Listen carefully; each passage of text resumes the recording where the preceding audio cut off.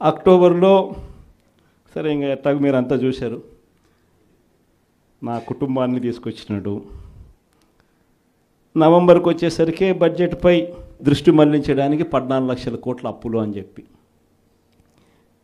డిసెంబర్లోకి వచ్చేసరికి ఇప్పుడు కొత్తగా మీరు అంతా మనం చూస్తూ ఉన్నాం, రేషన్ బియ్యం అంటానండి. ఇప్పుడు కొత్తగా కనిపిస్తూ ఉందా రేషన్ బియ్యం అని చెప్పి. ఇప్పుడు నాకు నిజంగా ఆశ్చర్యం అనిపిస్తుంది ఆ రేషన్ బియ్యం కథలీలు చెప్తా ఉన్నప్పుడు. ప్రభుత్వంలో ఎవరున్నారు అని, ప్రభుత్వంలో మనం ఉన్నామా, ప్రభుత్వంలో వాళ్ళు ఉన్నారా అని నాకు అర్థం కాల. 7 నెలలు అయిపోయింది, దాదాపుగా 6.5 నెల అయిపోయింది వాళ్ళ ప్రభుత్వం వచ్చి. 6.5 నెల 7 నెలలు అవుతూ ఉంది వాళ్ళ ప్రభుత్వం వచ్చింది.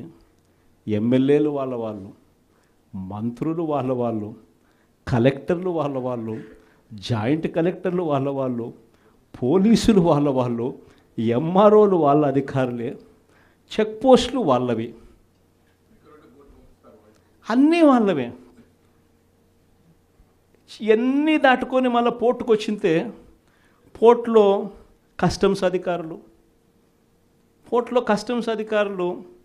పోర్టులో సిఐఎస్ఎఫ్ పోలీసులు, ఇవన్నీ కూడా వీళ్ళు పొత్తులో ఉన్న కేంద్ర ప్రభుత్వం మనుషులు. మరి ఇవన్నీ దాటుకొని ఏదైనా మెటీరియల్ బోటులోకి పోగలుగుతుందా? ఆశ్చర్యం ఏమిటంటే ఈయన పోయిన బోటు పక్క బోటే ఫైనాన్స్ మినిస్టర్, ప్రస్తుత ఫైనాన్స్ మినిస్టర్ పయ్యావుల కేశవ్ వాళ్ళ సొంత వియ్యంకుడిది, శ్రీనివాసరావు గారిని సొంత వియ్యంకుడిది, పట్టాభి రైస్ ఎక్స్పోర్ట్స్. ఆయన ఎక్స్పోర్ట్ చేస్తున్నాడు పక్కన, అదే పోర్ట్లోనే పక్కన. అడిగిపోడు దీంట్లోకి వచ్చి మాట్లాడతాడు. నాకు ఆశ్చర్యం అనిపించింది, అసలు ఏందిరా నాయన ఇది, ఎవరు ప్రభుత్వంలో ఉన్నాము, ఎవడు చేస్తూ ఉన్నాడు అని చెప్పి. వైఎస్ఆర్సీపీలో మన కార్యకర్తలు మనోళ్ళందరూ వ్యవస్థీకృత నేరాలంట. అసలు వ్యవస్థీకృత నేరాలు చేస్తూ ఉండేది ఎవరు? చేస్తూ ఉండేది వాళ్ళు, చేసింది వాళ్ళు, మన మీద ఏళ్ళెత్తి చూపిస్తూ ఉండరు. నిజంగా ఇవన్నీ చూసినప్పుడే అసలు ఎందుకు జరుగుతూ ఉన్నాయి ఇవన్నీ అని చెప్పి చూస్తే, రైస్ ఎక్స్పోర్ట్స్లో ఆంధ్ర రాష్ట్రం, ధాన్యం ఎక్స్పోర్ట్, బియ్యం ఎక్స్పోర్ట్స్లో ఆంధ్ర రాష్ట్రం నెంబర్ 1గా ఇప్పుడు నుంచి కాదు, దశాబ్దాలుగా మనమే నెంబర్ 1. తెలంగాణ నుంచి బియ్యం మన దగ్గరికే వస్తుంది, ఆంధ్ర నుంచి రైతులు పండించిన బియ్యాన్ని ఇక్కడి నుంచి ఎక్స్పోర్ట్ చేస్తారు. అదే తప్పేం కాదు, ఎప్పటి నుంచో దశాబ్దాలుగా జరుగుతూ ఉంది. ఆంధ్రాలో రైస్ ఎక్స్పోర్ట్స్ నెంబర్ 1. అందులో ఈ పయ్యావుల కేశవ్ వాళ్ళ వియంకుడు, ఈ పట్టాభి రైట్ ఎక్స్పోర్ట్, ఈయన ఆంధ్రాలో నెంబర్ 1. ఇది నిజంగా ఇదే కొత్త ఏం కాదు.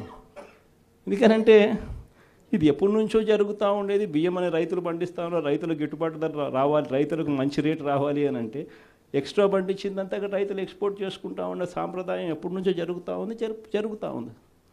అయితే దీన్ని ఎలా ట్విస్ట్ చేస్తూ ఉన్నారు అనేది ఇప్పుడు ఆశ్చర్యం. మన ప్రభుత్వంలో డీలర్ల వ్యవస్థను మనం పక్కన పెట్టి ఇంటి వద్దకే బియ్యం సప్లై కింద మనం MDUs తీసుకొచ్చి, మొబైల్ డిస్పెన్సింగ్ యూనిట్లను తీసుకొచ్చి ఇంటి వద్దకే బియ్యం సప్లై తీసుకుపోయినాం. మొట్టమొదటిసారిగా మనం బియ్యం క్వాలిటీని పెంచినాం, మధ్యస్థు సన్నకార బియ్యం ప్రమోట్ చేసినాం, ఇవ్వడం, స్వర్ణ బియ్యం మీద తీసుకొచ్చి సాటెక్స్ చేసి 800 కోట్ల సంవత్సరానికి అదనపుగా ఖర్చు పెట్టి బియ్యంలో నూకల శాతం తగ్గించి సాటెక్స్ చేసి ప్రజలకు మంచి బియ్యం, తినగలిగిన బియ్యం ఇస్తే వాళ్ళు ఎదురు అమ్ముకునే పరిస్థితి ఉండదు అని చెప్పి దానికి ఫుల్ స్టాప్ పెట్టే కార్యక్రమం చేసింది ఎప్పుడైనా జరిగింది అని అంటే అది ఒక్క వైఎస్ఆర్సీపీ ప్రభుత్వ హయాంలోనే జరిగింది. ఈరోజు వీళ్ళు ఏం చేస్తూ ఉంటారు? ఈరోజు ఒక పద్ధతి ప్రకారం ఫస్ట్ ఇంటి వద్దకే బియ్యం ఆపేసినారు. వాళ్ళకి ఇచ్చే బియ్యం ఇంతకుముందు మనం సాటెక్స్ చేసి మంచి క్వాలిటీ బియ్యం మనం ఇస్తూ ఉంటే, మధ్యస్థ సన్నకార బియ్యం సాటెక్స్ చేసి మనం ఇస్తూ ఉంటే ఈరోజు లేదు. ఈరోజు నిర్వీర్యం చేశారు. చేసి వీళ్ళు ఇవన్నీ చేస్తూ ఉండి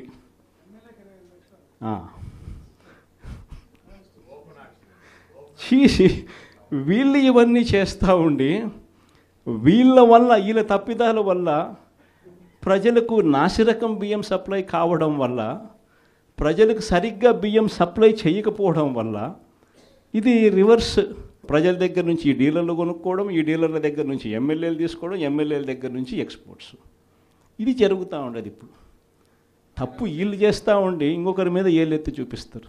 మన హయాంలో దళారీ వ్యవస్థను పూర్తిగా తీసేసి ప్రతి రైతుకు కనీస మద్దతు ధర ఖచ్చితంగా వచ్చేట్టుగా ఆర్బీకేలే వాళ్లకు పేమెంట్ స్లిప్స్ ఇచ్చేట్టుగా మన ప్రభుత్వంలో జరిగితే రైతుకు ఏ మిల్లుకు తాను పోవాలి అనేది పూర్తిగా పక్కన పెట్టేసి పలాని మిల్లుకే మీరు పోవాలి అనేది తీసేసి రైతుకు మిల్లర్కు సంబంధం లేకుండా చేసిన పాలన మంది. ఆర్బీకే దగ్గరనే మీకు ఎంత రేటు వస్తుంది అని చెప్పి అక్కడే స్లిప్స్ ఇచ్చే కార్యక్రమం జరిగింది, మన హయాంలో జరిగింది. ఈరోజు ఏం జరుగుతూ ఉంది? రైతులు పంట చేతికి వచ్చేసరికి ఈ క్రాప్ లేదు, ఆర్బీకే వ్యవస్థ నీరు గారిపోయింది, ఆర్బీకే దగ్గర కొనుగోలు చేసేవాడు లేడు. సో రైతులు గత్యంతరం లేక మిల్లర్ల దగ్గరికి పోవడం, మిల్లర్లు 300 రూపాయలు 400 రూపాయలు తక్కువ రేటు కొనుగోలు చేయడం, ఇది ఇప్పుడు జరుగుతూ ఉంది. అన్ని రకాలుగా సర్వనాశనం చేస్తూ ఉన్న ఈ పరిస్థితుల మధ్య, ఈ డైవర్షన్ పాలిటిక్స్ మధ్య ఈరోజు మనం పార్టీ బలోపేతంతో పాటు ప్రజల తరపున మనం నిలబడడానికి ఏ రకమైన ఉద్యమం చేయాలి, ఎలా ఉద్యమాలు చేయాలి అని చెప్పి ఆలోచన చేయడానికి మనం అంతా కూడా ఈరోజు సన్నద్ధమైనాం. ఎందుకంటే ప్రజల తరపున మళ్ళీ పోరాటం చేయాల్సిన సమయం వచ్చింది.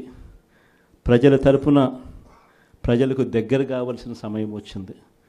ప్రజలు ఇబ్బందుల్లో ఉన్నప్పుడు మనం ఉన్నాము అన్న భరోసా ప్రజలకు మనం ఇవ్వాలి. ప్రతి అడుగులోనూ వ్యతిరేకతే. ఒకవైపున చేయాల్సిన ఏ మంచి పని జరగలేదు. సూపర్ 6లు లేవు, సూపర్ 7లు లేవు. మరోవైపున వ్యవస్థలన్నీ పూర్తిగా నీరు గారిపోయాయి. విద్యారంగం కానీ, వైద్య రంగం కానీ, వ్యవసాయ రంగం కానీ, డోర్ డెలివరీ కానీ, గవర్నెన్స్ కానీ. మరోవైపున చూస్తే బాధుడే బాధుడు. కరెంటు బిల్లులు ఈరోజు ముట్టుకుంటే ఈ నెల స్టార్ట్ అయింది. ఇంకా మొదటి డోసే 6,000 కోట్ల రూపాయలకు సంబంధించిన మొదటి డోసు ఈరోజు ఇచ్చినాడు ఈ నెల బిల్లులో. నవంబర్ నెల బిల్లు, డిసెంబర్ నెల బిల్లు, ఏ ఇంటికి వెళ్ళి కరెంటు బిల్లు ఎంత అని చెప్పి తేడా అడిగితే ప్రతి ఇంట్లో కూడా తేడా కనిపిస్తుంది. కనీసం 300 రూపాయలు పైన రేట్లు పెరిగినాయి. అది ఈ నెలే. రేపు నెల మరో 9,000 కోట్లు వేస్తున్నాడు. ఆ 9,000 కోట్ల భారం కూడా రేపు నెల బిల్లులో ఇంకా కనిపిస్తుంది. అంటే కరెంటు బిల్లులు ఇంకా షాక్ కొట్టే పరిస్థితిలోకి కరెంటు బిల్లులు వచ్చేస్తున్నాయి.